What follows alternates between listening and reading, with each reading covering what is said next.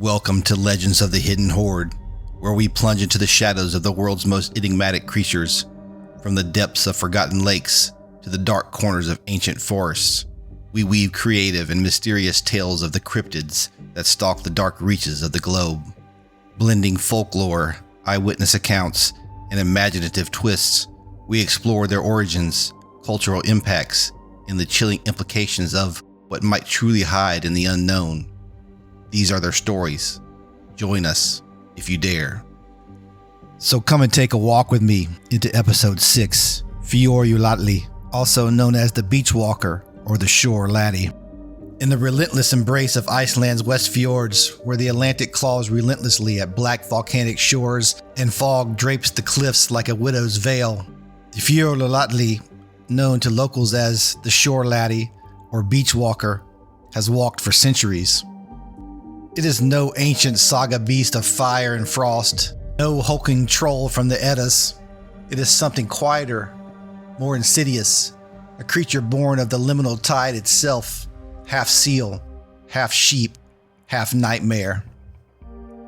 Farmers whisper its name only when the wind dies and the shells on the beach fall silent, for to speak it aloud is to invite its jingling approach. Now hear the tale of Ingibjorg, a young woman heavy with her first child in the autumn of 1851, near the lonely cove of Bjarnaholpen. Her husband had sailed to Ísafjörður for supplies, leaving her alone with the sheep in their final days before breeding season. An elder woman had warned her, stay far from the shore after dusk. The Shore Laddie hungers not for flesh alone, but for the warmth of the living. It tears the udders from sheep that stray too close, and has been known to follow pregnant women drawn by the light of new life like a moth to a lantern. Ingibjorg laughed them off as superstition. The sea was harsh, yes, but the land was hers. The first night the fog rolled in like breath from a drowned giant. She heard it, a soft rhythmic scraping and jingling as though mussels and barnacles were being dragged across wet stone. She lit a lantern against the dark and stepped outside the turf-roofed byre, thinking perhaps a loose sheep had wandered. The sound grew closer, deliberate, circling the shed where the sheep huddled. From the mist emerged a shape the size of a winter ram, humpback, glistening with seaweed and shells, fur the color of wet ash, short round head lowered like a dog scenting blood. Its eyes, when the lantern caught them, were not animal but something older, black, reflective pools that held the depth of the abyss.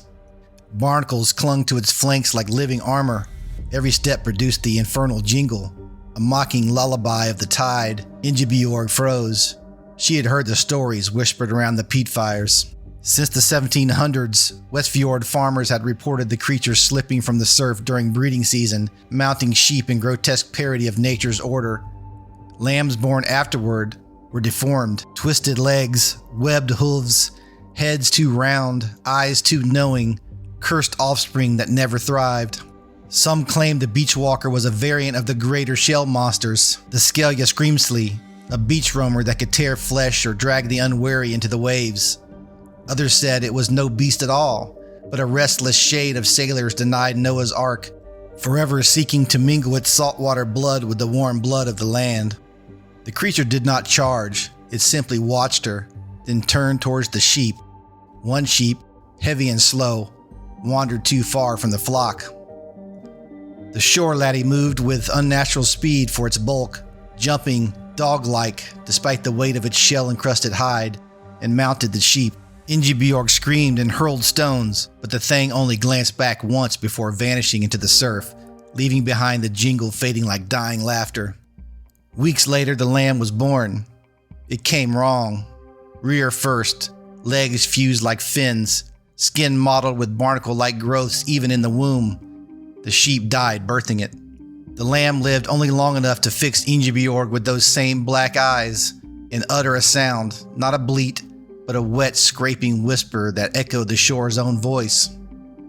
That night the jingle returned outside her window. The creature had not fled forever. It paced the tide line, drawn perhaps by the life stirring inside her.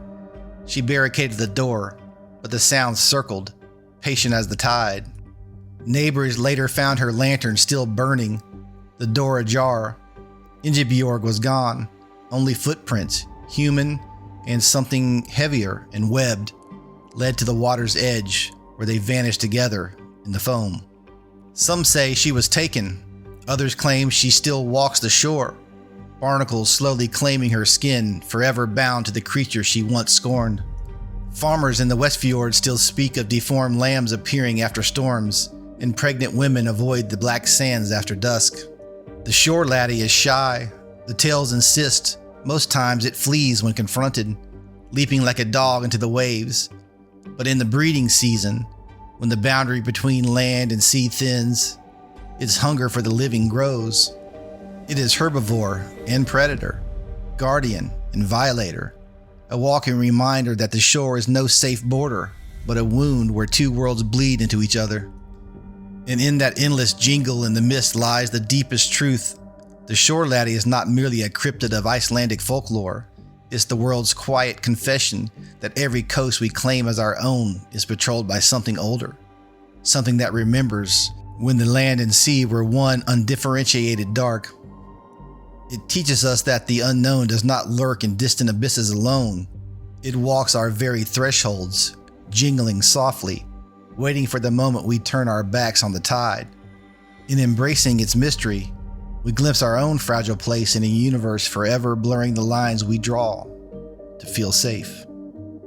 Thank you so much for listening. If you enjoy the story of the Shore Laddie, leave me a review, subscribe to the podcast, drop me a like or follow on Facebook or Instagram, and until next time, keep your eyes open. You never know what might be lurking in the shadows.